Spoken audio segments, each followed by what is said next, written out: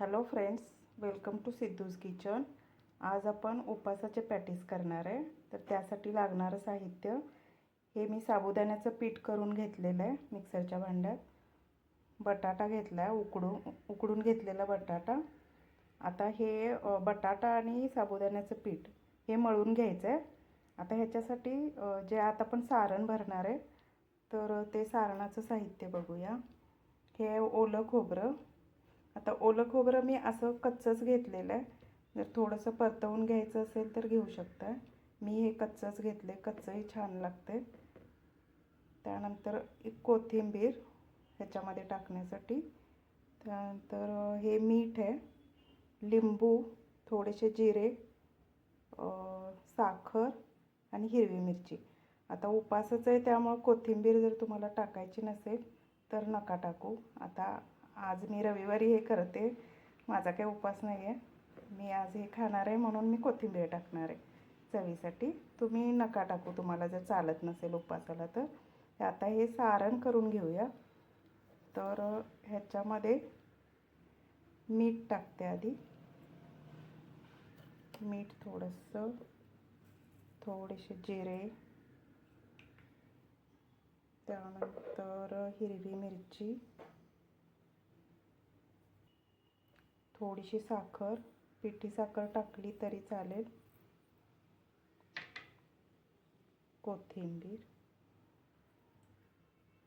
आता हे मिक्स करून घ्यायचं आहे आणि थोडंसं लिंबू पिळते ह्याच्यात।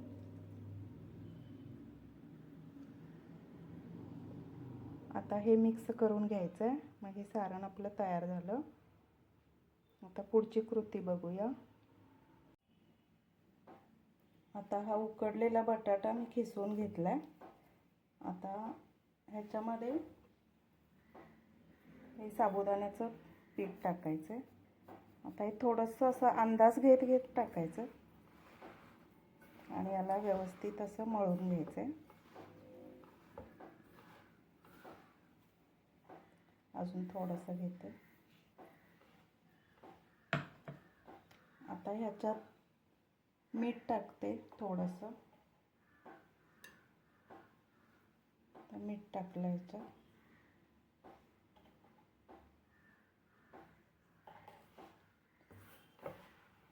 आता हे असं व्यवस्थित मळून घ्यायचं।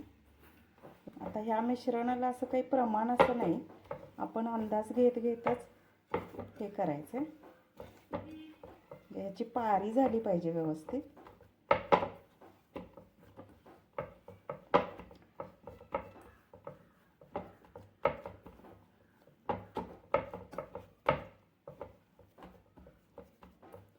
थोडंसं तेल थोडंसं घेतलं मी,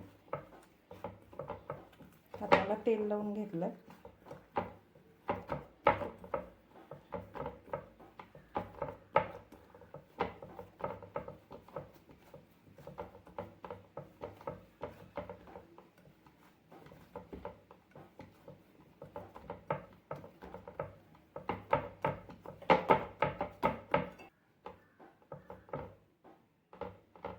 आता हा गोळा आपला हे मळून झालेला आहे।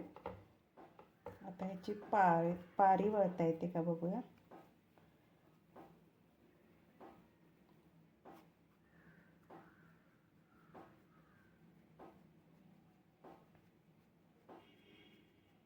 हे बघा, पारी व्यवस्थित वळली जाते।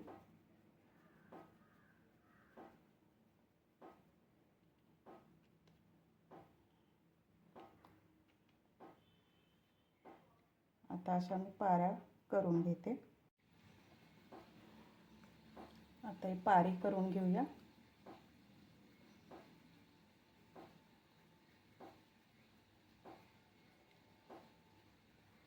तुम्हाला आता मोठे पाहिजेत, छोटे पाहिजेत, पॅटीस कसे पाहिजेत त्याप्रमाणे तुम्ही गोळा घ्या।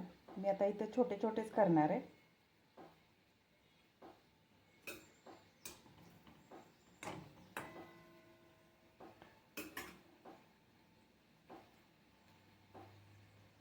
हे बघा,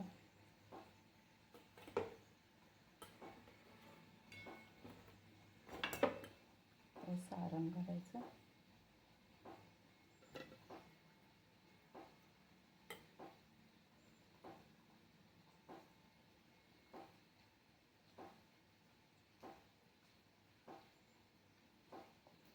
आपण मोदक करतो तसं हे भरून घ्यायचं आणि व्यवस्थित मिटवायचं.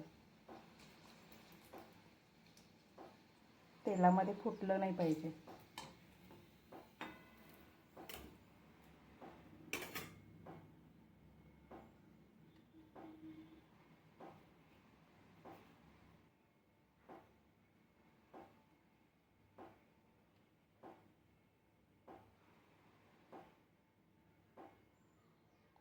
व्यवस्थित असं मिटवून घ्यायचं.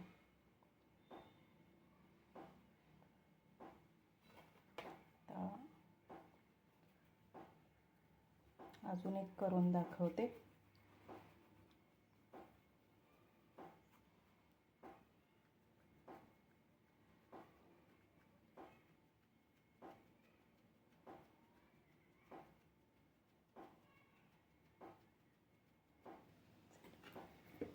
आता हे भरते येतं.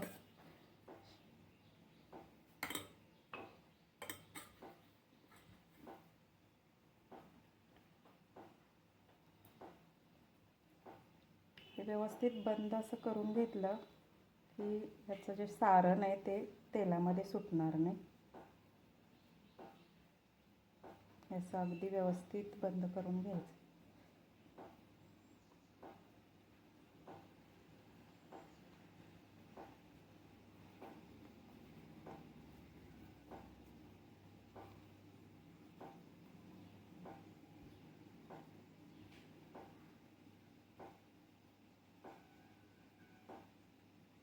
हे बघा,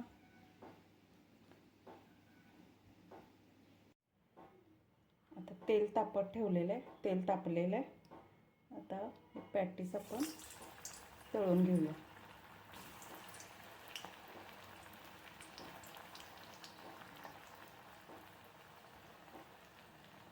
आपण साबुदाण्याचं पीठ कच्चंच म्हणजे कच्चे साबुदाणे घेतलेले, त्यामुळं हे थोडं कमी आचेवर भाजायचं. गॅसची फ्लेम लो करायचे ठेवायचे, म्हणजे ते व्यवस्थित साबुदाण्याचं पीठ शिजलं जाईल.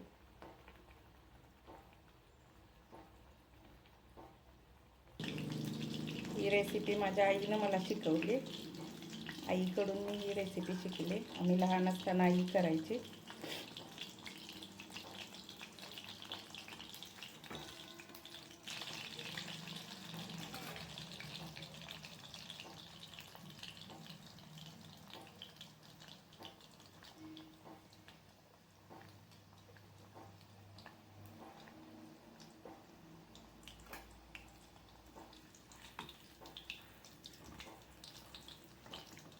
अजून थोडेसे भाजू देऊया.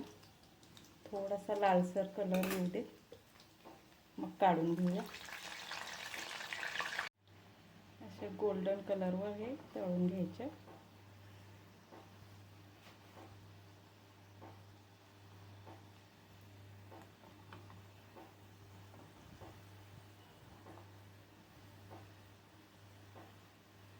हे उपासाचे पॅटीस नक्की करून बघा, खूप छान लागतं.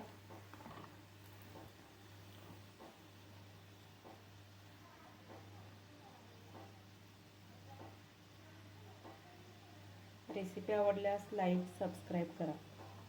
थँक्यू. आता हे काढून घेते.